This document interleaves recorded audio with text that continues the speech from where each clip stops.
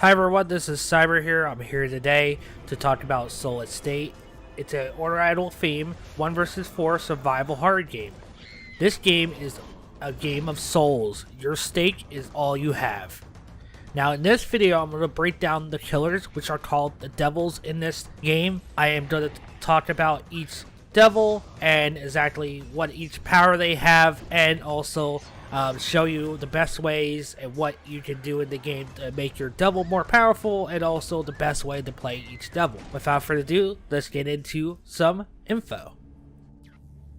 So the first devil we're going to talk about is called the Corpse. There's a little background info that I have for him. He never knew his parents nor name. Humid and corrupted were all he had. Leprosy stormed the town and made him itchy and painful. He was seen with disgust to terrified. The smile on his face twisted, and he suddenly screamed from the bottom of his lungs and waving the shovel towards people. He then was imprisoned in the basement, in the darkness. He was rotting with pus. When he finally broke free, he remembered nothing but only to kill. All he ever wanted was to smash all the moving objects, mash them, and ditch them. Now, he is the easiest to use out of all the devils. That's the one you'll see me play the most. So, without further ado, let's get on to the next devil. So, the next devil I'm going to talk about is called the Bride. The red cape was made not only of blood, but also the deepest despairs and voiceless weeping. Time seemed to stop flowing inside these prison walls. She imperiously banged the coffin lid, yet was unable to make a sound. She wanted to cry, yet the tears has already run dry. The people, ignorant savages and cruel feudalism, cut her skin open and tore her spirit into pieces until she finally stopped breathing. Her eyes did not close. She hated this world. She cursed everyone. Killing will be repeated time after time in the same night and will never stop. So, the Bride is the second easiest devil to use, and without further ado, we'll get on to the next devil. So, the last devil that's available at this moment is called the Prince. A man's heart is filled with empty darkness. Only a hopeless, stupid person would ever believe it. Everything, no matter whether true or false, is bound to face the face of annihilation, getting forsaken and eventually be returned to eternally. So, the Prince is the hardest one to use. So now we're going to talk about the three devils' special abilities. We're going to start with the Corpse. The Corpse has a charge attack where you hold the right bumper of the mouse down, and you hold it until you hit him or go near him, and you can get a hit in. Now, the steering is harder when you're in that mode, but do not release the bumper or it will stop the charge. And usually what I recommend, this is my tip to you for this special ability, is you want to teleport to one of the portals, and then if they're there, whack them, and then put a charge in, and then go after them again. That way you get 2 hits in, and then it'll probably knock them down. As long as you do 2 strong ones, you're good. You can chase after them, get whack-in, so you can get some points to use in the store, which I'll show you that down the road. The next devil I'm going to talk about special ability is the Bride. The Bride has where she can make a clone herself. Usually what I recommend is you teleport to one of the portals and you chase after them, maybe get a hit in if you can, then chase after them, and then go back and put a clone in, and then what you want to do is go back, go to another portal, or maybe not even make the clone, just stand there, because make sure they don't see you go back in, and just stand there and act like a clone. Or you could go to another one and come back and teleport to your clone. That way you can actually just wait for them to come back, because they're going to come back. If they see you that you left there, they're going to come back because they saw you already teleported to that portal. So you can get a good whack in when they come in. Just let them get into the portal where they're putting a card in, and then whack them. That way you get a good hit in, and you can maybe get a second one. So that's my tip for that devil special ability. The last one is the Prince. His special ability is probably the most difficult to use because it really doesn't do anything for helping you get an advantage over him. Pretty much what it does is when you have that vision on, he has a vision. When he has that vision on, he has no heartbeat, so you can sneak up on someone, but you can't also see the aura of the gamblers, which is very difficult sneaking up on them, because if you teleport to a portal, they're going to know you're there by hearing the sound of you doing this teleport. So you gotta find them and then sneak up on them and then get hidden. That's why he's the most hardest. Without further ado, we're going to get into more tips on how to win the game. Alright, so the tips I'm going to give you now are the tips for using the store. The first thing you have to do is get some hits in to get some coins to spend in the store. Now, I recommend at least getting like 80 points or at least 40 points to get a good start. You want to get your vision so you can see where the players are. If they ran away, like you only got 1 or 2 hits in on certain gamblers. Also, the other thing you want to do is get the bell. The bell can go for walls. It's done. So if you're chasing 2 or 3 in the area, that's some free hits you're getting in, because the bell stops them in the track, and you can get a clean hit on each one of them. If they're already hurt, they're going to go down. So that's very good to use if, let's say, you knock one down and you're zoning the area. And the gamblers can pick up people very fast. So you want to stay really short zone area. Keep an eye on that down person, because they will come and heal that person. And when they do, you want to hit that bell, or you can get a clean hit in if they're not hurt already. And you can knock them down too. That way you got 2 people down. It's also great to do it around the store, because that way you can go right back in and get another bell. You're clear, they're good to go. But the other thing you want to get is if you're just whacking people and you're having a hard time catching them to knock them down and they get away. So the other thing I recommend is trapping the store. Buy traps, put them right in the center of each doorway. That way, when they try to come in the store, they get caught in the traps and you get them caught. Then you can whack them and they go down. That's extra points for you. That's what my best suggestion is. Whack someone, go to the store. If you have them down, buy a bell, zone the area. If you don't have someone down and you just got points, you want to buy the thing where you can see them, and actually buy the traps, and then buy the thing where you can see them. And then go get more points, get a bell, get them down, and I would guarantee you can probably win this game in a couple minutes if you're lucky that you could hit so many people with the bell, or you do it by the store. If it's a long draining game, you want to trap the store. That's going to help out a lot. So that's my tips for you guys. Now we're going to talk about betting and cheating. Alright guys, so we're going to talk about trumps and cheats. Before your game, you may select your trump card and cheat to enhance your experience. All your available trumps and cheats are stored in your deck. You may equip or remove them at your disposal.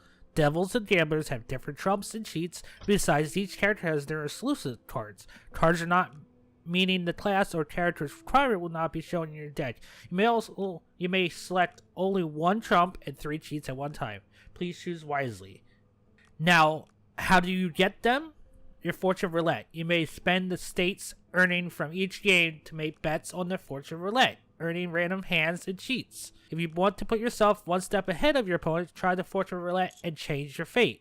You can spend only the ante to get a random result, or you may raise the bet to get your desired result. It is plausible to determine your destiny. So, if you have a lot of cheats, like let's say you up in the higher levels, you can have up to 3 cheats. That means you might be able to recover faster from swinging at someone, or a whole bunch of different outcomes. So, the higher the level you are, the easier it's going to get to actually kill someone or take down someone. So it is good to check out that once in a while, ever so many rounds, just so you can get better cards, go to where you want, or get a trap. There's a whole bunch of different things they have thrown in there. If you have any more questions about that, leave a comment below. Now, without further ado, we're going to get into a full game as me, as the corpse, winning the game. So you can see how I would play the game. Alright guys. And without further ado, I'll see you guys in the next video. Hope you enjoyed the video. Make sure you leave a like if you haven't already. And I'll see you guys in the next video, which is going to be the gambler video of how to play the gambler. Alright, I'll see you guys then.